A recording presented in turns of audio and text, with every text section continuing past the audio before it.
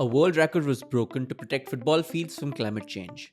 The world's largest battery electric ship is showing what clean shipping could look like, and mangrove forests are showing signs of a global rebound. This is Yash, and here are 7 good news stories from around the world that you probably didn't hear enough about this week. What does juggling a football have to do with climate change? Ahead of the World Cup, thousands of people came together for something bigger than sport. On June 6th, 511 football players gathered in Miami Beach to break a Guinness World Record. But the real scale was much larger. More than 5,000 people across the United States, Mexico, Canada, Brazil, and the United Kingdom juggled a football at the same time for 10 seconds. The event was organized by Where Football Lives, a campaign focused on protecting grassroots football from extreme weather.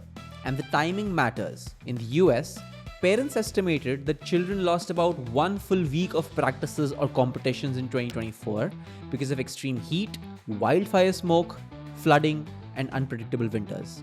The funds raised will support upgrades to community football sites in the US and Mexico, helping them deal with heat, flooding, and cold. The good news is that this is not just a symbolic stunt. It connected global attention, sport, money, and local climate adaptation into one clear message. Protecting the game also means protecting the places where children play it. After years of restrictions, one of Europe's most watched Pride events has just been allowed to return. In Hungary, Budapest Pride has been allowed to go ahead in 2026, a major symbolic shift after years of pressure on LGBTQ+ rights. Hungarian police said they will not prevent people from taking part in the parade, and the Budapest Metropolitan Police approved the event while placing restrictions on 3 counter demonstrations.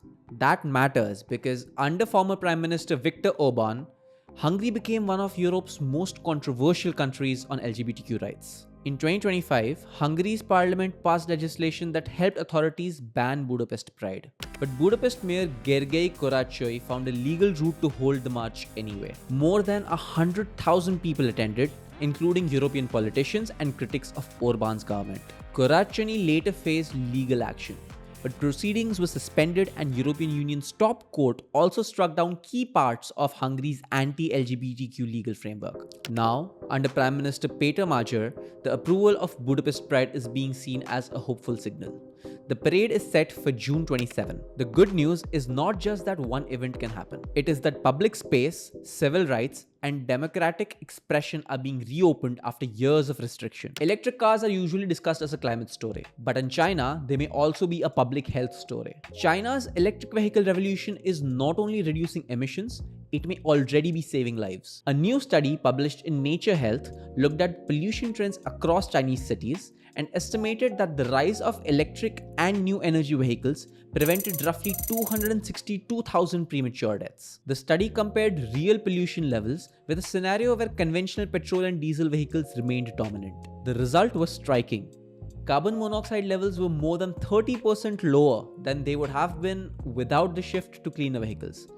Fine particulate pollution also fell significantly. That matters because air pollution is linked to heart disease, stroke, lung cancer, and respiratory illness. China is the world's largest EV market. In recent years, electric vehicles have grown from niche products into major part of car sales. And because China has huge urban populations, even small air quality improvements can translate to enormous public health benefits. This does not mean EVs solve everything. Electricity generation still matters, and China still uses a lot of coal, but the study shows something powerful.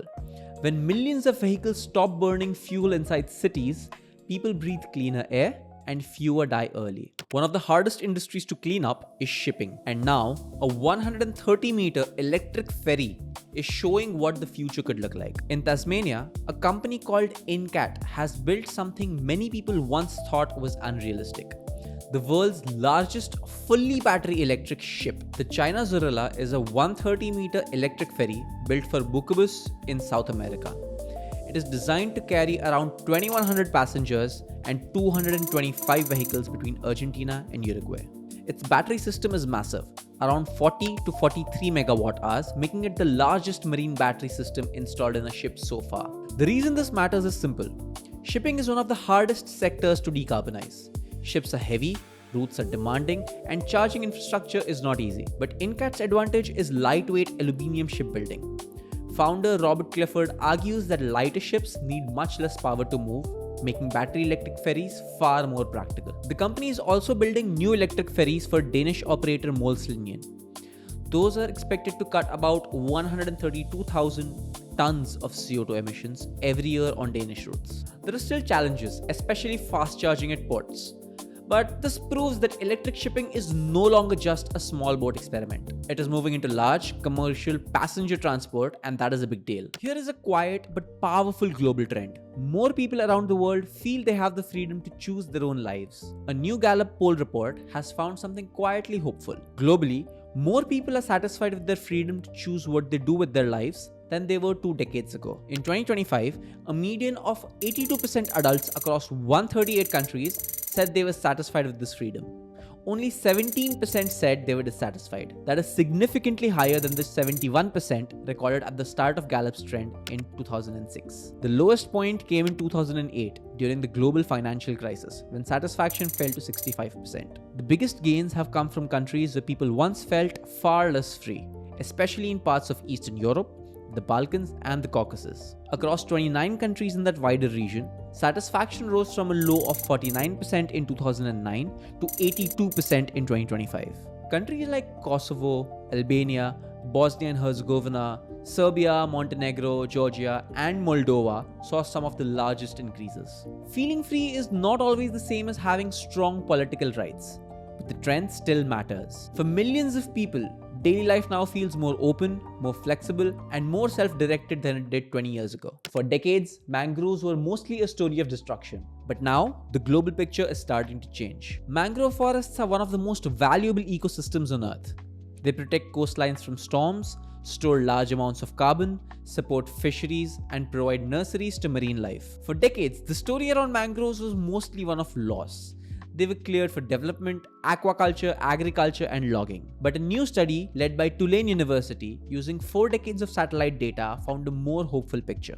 Mangroves declined heavily through the late 20th century, losing nearly 2,900 square kilometers between 1980s and 2010. But over the last 16 years, gains have outpaced losses. By 2023, global mangrove area had rebounded so much that the net decline over the 4-decade period was only about 1%. That does not mean the problem is solved. Some regions are still losing mangroves. Young forests do not provide the same benefits as mature ones, and extreme events can reverse progress quickly. But it does show that conservation and natural regeneration can work. In some places, mangroves are recolonizing abandoned aquaculture ponds and newly formed mudflats. In others, protection policies are slowing degradation. This is what real environmental progress looks like. Not an instant victory, but a trend finally bending in the right direction. A bridge built for animals in California is already being used before it is even finished. In California, a wildlife bridge built to protect animals and drivers is already being used, even before construction is fully complete. The crossing is being built over Route 97 in Siskiyou County, a corridor where deer, elk, and other animals frequently try to cross the highway. Wildlife vehicle collisions are a serious problem. In the United States, an estimated 1 million to 2 million wildlife crashes happen every year, causing around 200 human deaths, 26,000 injuries, and billions of dollars in costs. California's new overcrossing is about 100 feet long and 140 feet wide. It also includes fencing to guard animals towards the bridge instead of onto the road. And then came the best sign possible.